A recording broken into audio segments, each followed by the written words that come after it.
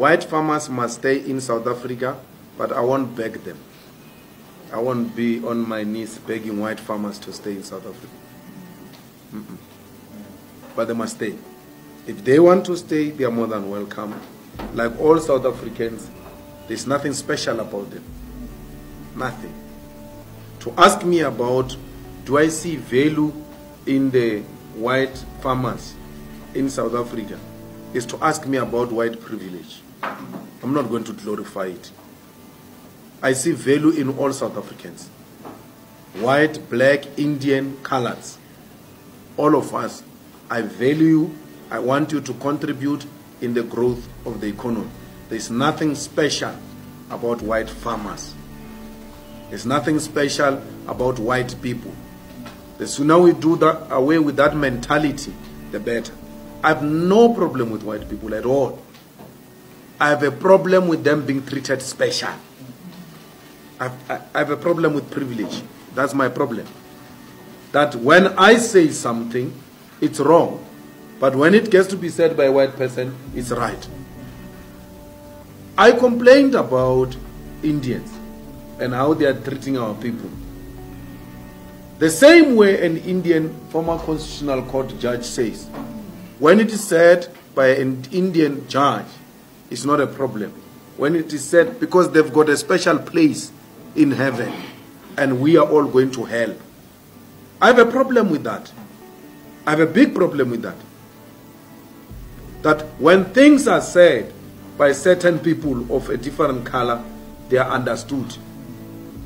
But when I say them, or Dali says them, or any African says them, they are said by an African child who comes from a poor family, a child of a domestic worker. Who's he to tell us? Can't be told by these people. So no one is going to destroy any white farm. No white person is going to be killed or beaten up under the EFF government. It will never happen. But they will have to come down from the high horse and be here with us. What makes the hostility is the inability of our fellow white South Africans to reach out. They don't reach out. They actually create an impression that we are actually owing them an apology. Not the other way around. We are the... I've never met a white person who says, let's talk about, let's preach reconciliation. They don't preach reconciliation. The victims are the ones who are preaching reconciliation. Victims. Because who are begging. I'm not Cyril Ramaphosa, I don't beg them. I will never beg them. They are going to stay here if they agree to be equal to black people. And I can tell you, my brother, I hear your accent. South African whites, they don't fear war. They don't fear blood. They don't fear any land taken from them. They know it will never happen. They fear equality. That's the only thing they are scared of. That they are going to be equal to monkeys. That's the only thing they fear. They know this Malema, they've listened to my talks. They know even when they reported me to Human Rights Commission, there's nothing hate about what this guy is saying. They know that. My crime is to demand an equality. That's a crime I'm committing in this country. To demand that the white minorities must come down from their high horses and humble themselves and work with fellow South Africans.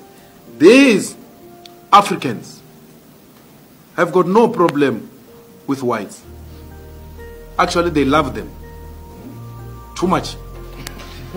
Some of them hate me because they think I hate white people. Or, hey, this one is going to make whites go. This one. They hate me for that. That's how much they love white people. They are prepared to sacrifice their own brother in protection of white people. That's how much they love. They have no problem with it. It is white people who have a problem with Africans. They do not see themselves being at the same level with Africans. And it's not only the white farmers, it's not the white managers in the newsrooms, it's not the white editors only. Go to the Supreme Court of Appeal in the judiciary. I sit in the JSC there. How the white judges in the Supreme Court of Appeal look down at their colleagues at the highest level of educated whites. Don't think it's just a child of a farmer who has a problem with black people. An educated white judge at the highest level has got a problem with an educated and over-educated African judge. When they write a judgment, they ridicule the judgments of Africans. When an African or a colored wants to make reference to the best reported judgment of an African, they say, no, don't use that. Use this one. They give you an alternative white reported judgment at the highest, second highest court. That's how difficult it is. Our black brothers have got no problem with white people. White people have got problem with us. No one is good. No one here. And some of us were even privileged because with the money we're getting in parliament, we've taken our children to private schools. Because there's no public school here in South Africa. Schools have collapsed.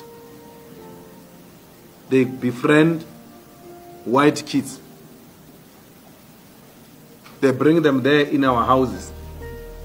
When we slaughter, we must start slaughtering with these friends of our kids. Do you think our children are going to allow that?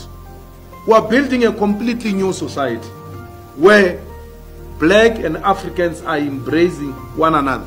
The problem is this old age. They have a big problem, those guys. Because they know the privilege of apartheid. The young ones don't know the privilege of apartheid.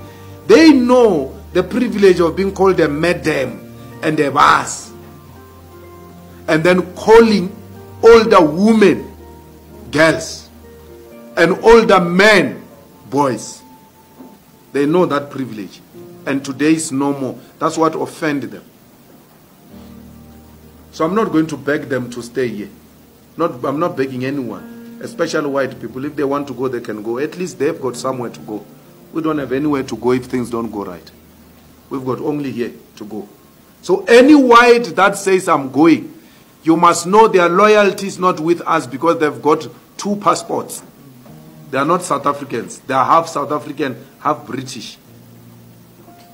They can go. They must live quietly. Hack.